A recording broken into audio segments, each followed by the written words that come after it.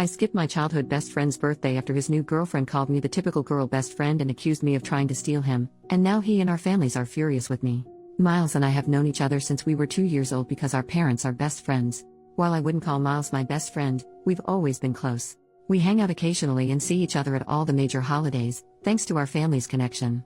Now, in our early 20s, our friendship is more casual, but it's still solid. The current issue stems from a dumb childhood memory that, at the time, was just a harmless moment. When we were 8 years old, we participated in a little wedding play at our after-school care. I was the bride, Miles was the groom, and the whole thing was a goofy production with bad songs and uncoordinated kids stumbling around.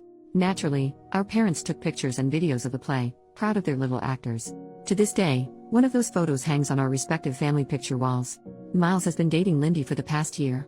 They've known each other for 3 years, but their relationship only turned romantic recently. From the start, it was clear Lindy didn't like me.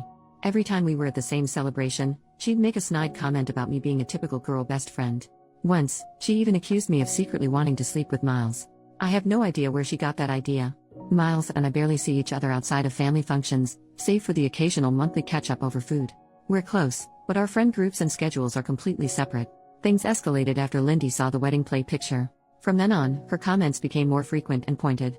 She even started sending me direct messages on Instagram, saying things like, "I know what game you're playing."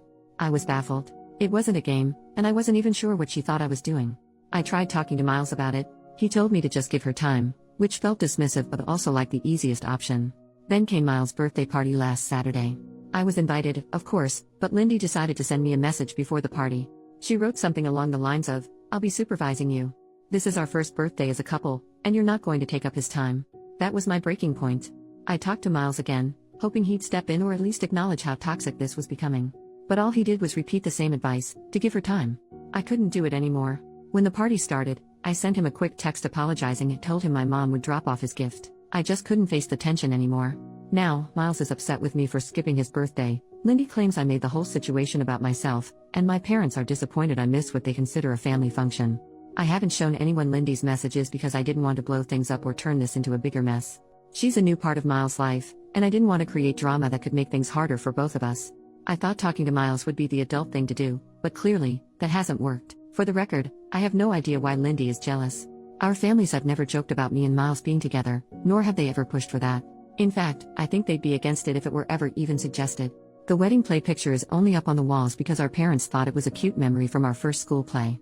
That's all it ever was. So, am I wrong for skipping his birthday or was I totally reasonable in doing so? Update: after my last post, I decided to address everything head on. I talked to Miles first. Initially, he was upset with me, insisting that I was blowing things out of proportion.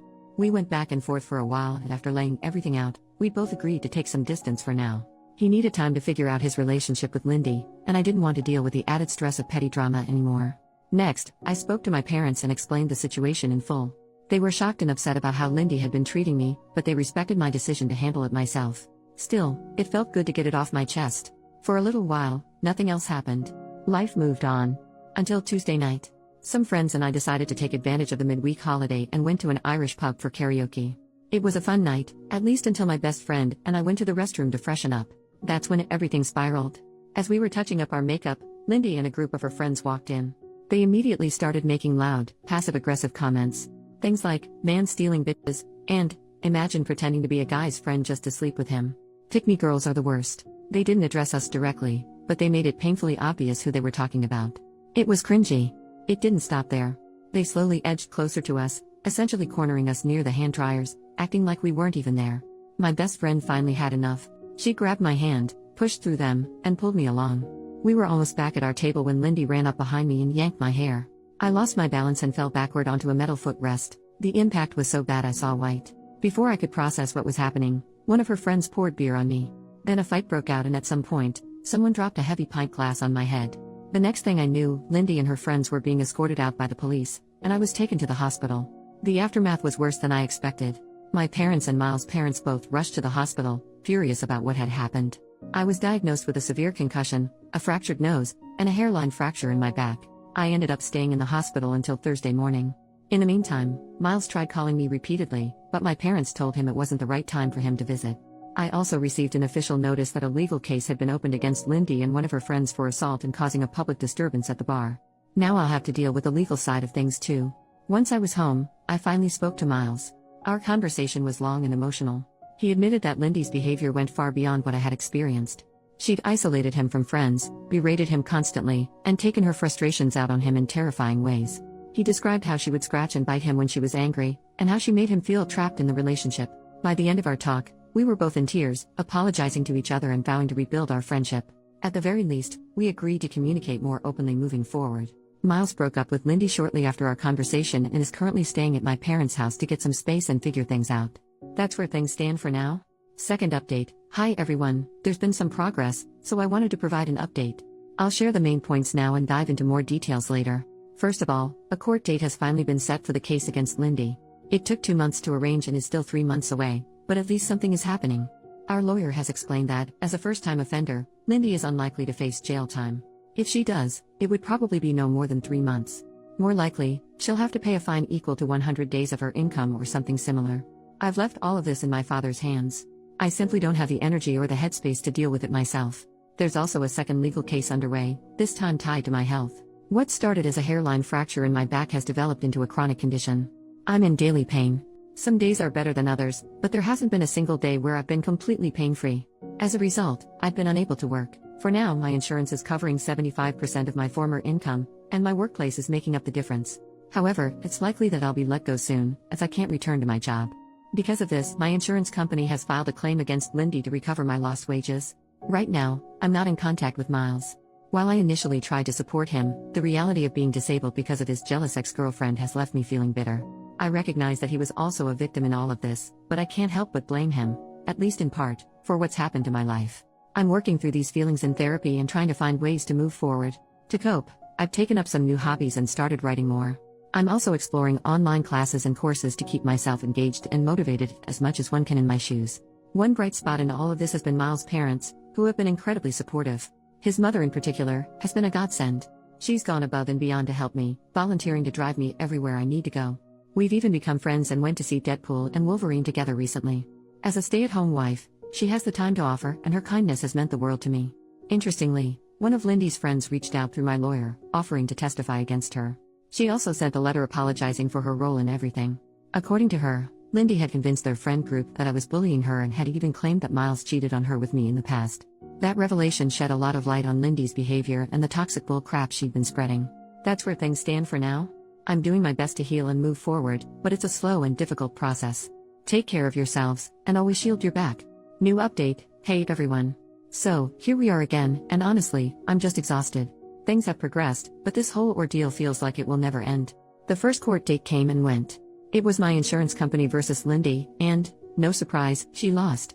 She's now responsible for most of my lost wages, which is some relief I guess. Thankfully, I didn't have to be there the entire time, because I've had enough of this circus. As for the criminal case, it's still up in the air whether it will even go to trial. My lawyer is handling it, and my dad's taken over the practical side of things because I've reached my limit. Lindy's legal team seems to be in full panic mode after that loss, but honestly, not my problem anymore.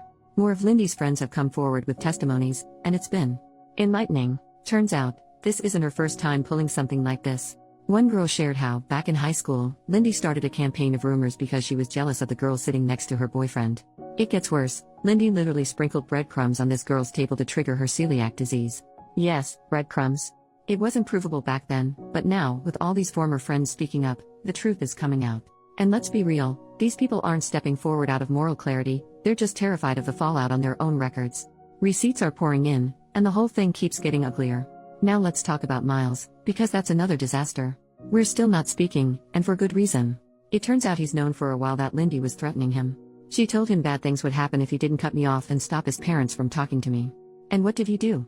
He laughed it off, assuming she just meant breaking up with him. Nope, she was dead serious. She even started stalking me and one of his cousins, making fake profiles to send cryptic messages. And what did Miles do then? He talked her down. That's it.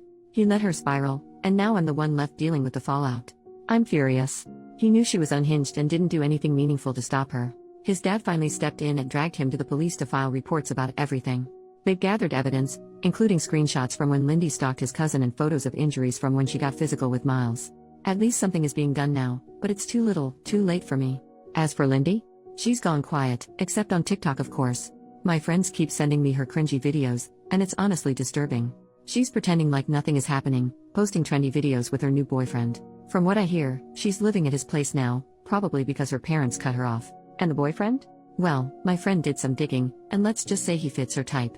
As my grandma likes to say, there's a lid for every pot. On the health front, things are still rough. My pain hasn't improved, and now it's radiating to my left hip. I'm waiting for a surgery appointment, which looks like it'll happen in early 2025. Most days, I feel like I'm held together with duct tape. On the bright side, I've made a few friends among the nurses. One of them even braids my hair, which is sweet. I'm also seeing a physiotherapist, though at this point it's mostly for massages to manage the pain. They suggested pool exercises, so now I'm in an aqua aerobics class for seniors. Honestly, the old ladies are a riot, except for one who always looks miserable, but I can't judge because I kind of get it. One piece of good news, I finally got approved for a wheelchair. It's been a game changer. Now I can go out with my friends without feeling like my body is going to collapse after an hour. I've also started taking some university courses for fun and playing way too much Fallout. So, there's that. And that's where things stand. It's still a mess, but I'm doing my best to get through it. Thanks for sticking around. I've really appreciated all of your comments and letting me vent.